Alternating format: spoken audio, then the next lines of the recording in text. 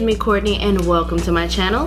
In today's video, we are going to be talking about all of the things that I got from the Sephora 2020 Spring VIB Rouge Sale. I did get quite a bit of stuff this go round. I mean, it's not like a ton, but it's more than I usually get, mainly because I literally siphoned off the money that I wanted to use for this specific event, and I ended up going a little ham, but within the budget that I created. So I'm proud of myself with that one. But anyway, without further ado, we're gonna go ahead and get into the video.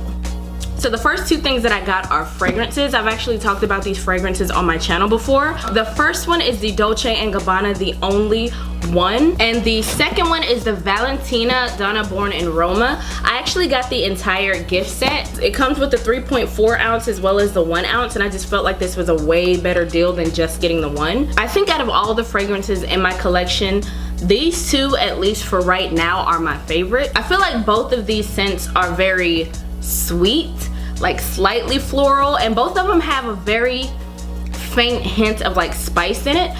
These aren't as spicy as a lot of my other fragrances by any means, but I do feel like there's a little bit in there. They both smell really rich and like full body, and I love that. So the next thing I'm gonna get into is skincare, and I'm gonna sort of breeze past this one just because I feel like I pretty much get the same skincare. Now with that being said, I do feel like the next time Sephora does a VIB sale, I believe it's like fall winter time, I do want to try a few of like the Tatcha moisturizers, a little bit of Drunk Elephant, something like that. Maybe even La Mer. I've thought about that. We'll see. The first thing I got is the Fresh Deep Hydration Facial Toner. Yes, I've talked about this before, so I'm not gonna like dwell on it or anything like that, but it is a really light toner, especially if you're somebody whose skin is sensitive. Which my skin isn't necessarily sensitive, but I do kind of treat it as such so that I don't put too much harsh chemicals or anything like that on it. It does play really well with the moisturizers that I use with it, so literally I feel like this is my favorite toner, and it's something that I will continue to get, as well as the next thing, which is the Fresh Soy Face Cleanser. This one is actually the 6.7 ounce. This size is limited edition, and again, this is a gentle cleanser, so it's not gonna be too harsh. It's not gonna make your skin super dry when you're done.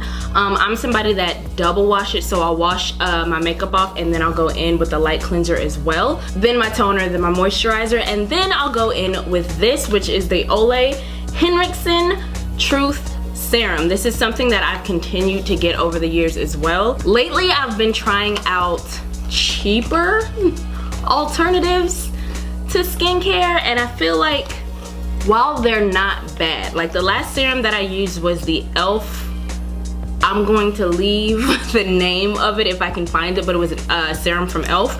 and it really wasn't that bad. It didn't do anything damaging to my skin. I did notice like more radiance and a little bit of balance, so it's not a bad serum at all. However, I always go back to this one just because this one I see the most drastic skin improvement. I see the most like glow, I see the most brightness, you know what I mean? So I'll always go back to this one. This is like a huge favorite of mine. From Fresh, I also got some of the hydrating lip balms. They came out with a few new flavors. So I got blood orange, which is that one. I got watermelon, which is that one. And I got the original caramel flavor. With these balms, I feel like I have way less crackage, way less lines, that sort of thing. So the next brand, I guess, that I kind of got from Sephora was Fenty Beauty. I picked up the What It Do Makeup Refreshing Setting Spray. I got this one because I was curious about the mixture. I don't know what video I was watching where somebody was using this, and the mist just came out so beautifully. So let's see what we're looking like. Ooh, ooh, I like it already. Okay, so I really love the mixture on this. However, it smells like old school Jerry curl juice. If that makes sense. I'm not super mad at the smell. It's already starting to fade, but just the initial scent was a bit much, but I really do love the mister on this, so we're gonna try it with a few different makeup looks and see how we like it. I got the Cheeks Out cream bronzer as well as a few of the blushes. In the bronzer, I got the color Teddy, and that's what that looks like. Nice. It's super golden, which I don't know, I'm not mad at it, but I guess we'll have to see. And then as far as the cheeks out blushes go, I got the shade Summertime Wine. Excuse my ashiness. So that's Summertime Wine. I got Strawberry Drip. That one's a little bit more sheer. I got the shade Fuego Flush, which looks like that one. And I got the shade Daiquiri Dip. Ooh, that's pretty. I love this color. Ooh, yes. Oh, I love that one. I'm gonna play with these. I think I'm gonna do a separate video using the bronzers and the blushes and see what you guys think. I also ended up getting one of these snap shadows from Fenty as well. There were a few of the colors that I thought were pretty interesting, but the only other one I would have gotten would be the Cadet palette, which had like the mossy greens in it. But I wanted to actually try the formula of these shadows out before I committed to any more. Just because she did come out with the Moroccan palette a while ago, and it wasn't the quality of shadow that I like. So I'm gonna try this out and see if I like it, and if so, I might go back and look at the other shades that they had. Also, I ended up getting the Full Frontal Volume Lift and Curl Mascara. I was interested in this for a while just because it literally has like different angles and sides. It's flat on one side, curved on one side. So it kind of seems like they took their time with the wand on this. So I'm gonna try this one out and see what I think. I by no means have long lashes anyway, but if you can make it look like I have something there, then I'm totally here for it. All right, so the next thing that we are gonna be looking at is Hourglass. The first thing that I got from them were the Scattered Light Glitter eyeshadows. I have literally had these on my to get list for a very long time, but I never actually ended up getting them because there was always something else that came out that I was a little bit more interested in. I'm not gonna swatch these, I'm just gonna kind of show them to you. So this one is Smoke, and then I got the color Blaze. I actually just did that, but yeah, this is the color Blaze. And this is the color that I've had my eye on forever. This is the color Vivid. It's like an olive green, but there's like a little bit of chartreuse glitter in there. From Hourglass, I ended up getting the Ambient Lighting Bronzer. Now, I've actually had a mini version of this for literally, I want to say at least a year. I've hit pan on it, and I literally went back and forth whether I actually wanted to get this. This, I believe, is the bigger version, and it is either $45 or $54. Either way, it's too expensive. Looking at it, you would not think that that's a good bronzer for my skin tone. However, it gives the most beautiful bronze golden like delicious glow. And I'm usually not a huge fan of like shimmer in my bronzer, but this one is so smooth and finely milled that it does not emphasize texture, dry spots, or anything. It just makes your skin look really amazing. And so I went ahead and got this bigger size because I felt like since the mini lasted me for so long, I felt like this one should last me even longer. So I went ahead and invested in it. But I also ended up picking up the Vanish Airbrush Concealer. I've heard a ton of great things about this one. It's supposed to be a little bit more full coverage. Ooh, which it is. It just covered up my mole. That is super thick. Well, all right. I got the color Dune, by the way, in this one. I don't always do like reviews and stuff of like all of the makeup that I end up getting. However, if you are interested in a review of this specific concealer, just let me know because I'm gonna be trying it out anyway. Maybe I'll do a video anyway. We'll see. I was gonna get a few more things, but I really had to narrow down what I wanted. Even though this video may not seem like I narrowed it down at all. But I had to narrow it down what I wanted. I was gonna get a few of the Huda Beauty, I think they're like the nude palettes. I still haven't got those. Like they're on my list. But then the pastel palettes came out and I love colors, so I went with those instead. And then the Supreme Nudes palette came out and then I got that one. So it's just, you know, just sometimes things just get pushed out of the way. And I did want to go ahead and pick up some lashes from Huda Beauty. So I ended up getting the hoodies again, and these are the same ones that I am wearing today. I ended up picking up Olivia.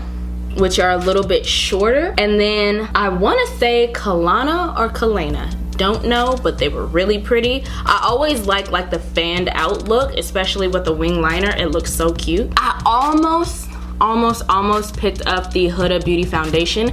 That has not been a foundation that I have tried just because I know that it has a scent. Every product that I've gotten from Huda Beauty, minus the lashes, has a scent. And I was so nervous about putting it on my face, so I skipped it. But I actually do want to do a full face of Huda Beauty eventually, so I don't know. I guess when the stores and stuff start opening back up, I'm going to swatch some of those shades and see which one I'll play with. But I don't know. You let me know if you guys would even be interested in a Huda Beauty foundation review at this point. Maybe a throwback Thursday. This is the Huda Beauty Basic B Straight Edge Sponge. Every now and then I like to use a brush for my foundation, but for the most part, I love how a sponge smooths out on my skin. Feels a little bit more dense than your regular beauty blender. I do like the fact that it has this edge. One of my other favorite sponges is the Fenty Beauty sponge. I don't know what it's called, but it has a similar thing and it gets right under the eyes, so I love that. So we'll play with this and see how we actually like it. Last thing I got from Huda Beauty is this Fender Blender dual-ended sponge and silicone eyeshadow applicator, which looks like this. I ended up getting this specifically for shadows like these, like the really creamy, really putty shadows, any type of glue and glitter, just because I feel like this would be so much easier to really get your precision going. Now don't get me wrong, you could always buy like an actual like bag of those little silicone applicators, but for me, I like having the convenience of one brush. So the next brand that I got from was YSL, and this is the Touche Éclat 3D All Over Glow. You guys know I love a glow powder. However, I did actually swatch this one already and I did get a little bit nervous. This is gonna be one where I keep the box because online it looks a little bit more, even on camera I feel like it looks a little bit more golden, but this is like gold peach pink, and so I don't know how that would work all over my skin. It says it's supposed to be more of a universal shade.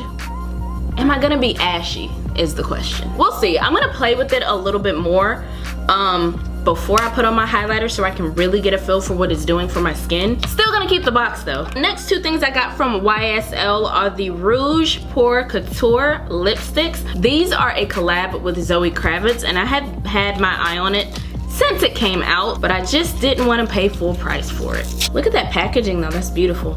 So this is Mars's Nude, color 123. Y'all know I love a nude. Ooh, it's creamy. Ooh, yes, yes. Love that. So that's Mars's Nude. And I got color 124 Scouts Red. This is like an orangey based red. I love these sort of reds. Oh, it's so creamy and buttery. Look at that.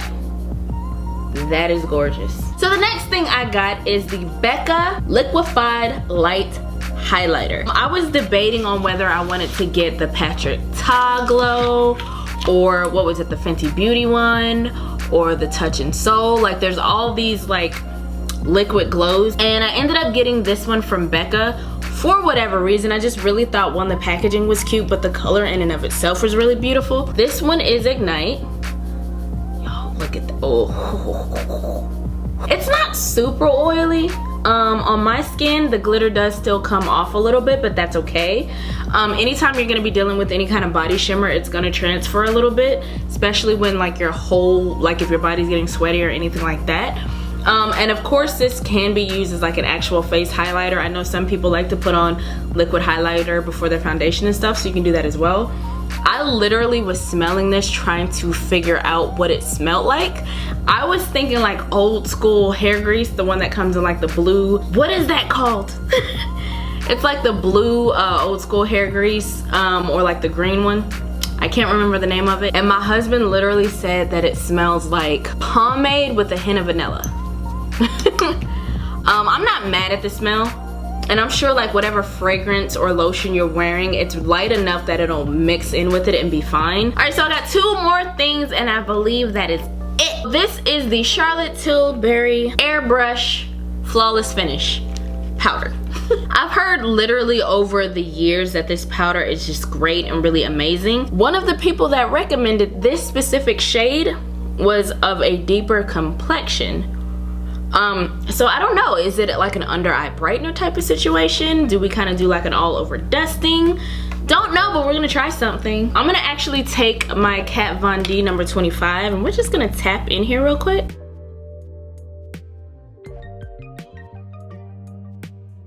This side does look a little bit more textured under here, and I feel like this smoothed it out. I'm gonna go ahead and do the other side just because I kind of like how that looks. I thought for sure it was gonna make me look crazy under my eyes, but it is not bad. It almost warms up to my skin tone. It does brighten, but not to the point that it's white under my eyes, essentially. Again, on camera, it's gonna look a little bit different than what I'm seeing like in person. But again, I'm gonna try it and let you guys know in a faves fail kind of situation what I'm thinking about it in total. But right now, I actually like it. Last but not least, I got the new Giorgio Armani Neo Nude True to Skin Natural Glow Foundation. I guess I'm the most curious about this foundation just because of the whole luminous silk obsession that I have. Again, I got the color 8.75 in this one. I wasn't sure if it was gonna be the same thing as the luminous silk foundation, like if it was more of a tinted moisturizer or what. I'm definitely gonna do a review video of it. I mean, it feels nice and it feels very light. It almost texture-wise reminds me of the Kat Von D True Portrait, in that it's a little bit more watery and it spreads really easy, so it's not as like moussey as the luminous silk foundation, and it actually might have a little bit more coverage. I don't know, but yeah, I'm gonna do a video on that one for sure just because I'm super curious about it, and I will let you guys know, so stay tuned for that. All right guys, that about does it for me. Hopefully this video was fun and entertaining. If so, please give me a thumbs up. Be sure to like, comment, and subscribe. Share the video, share the love if the mood suits you, and I will see you guys in the next one. Bye bye.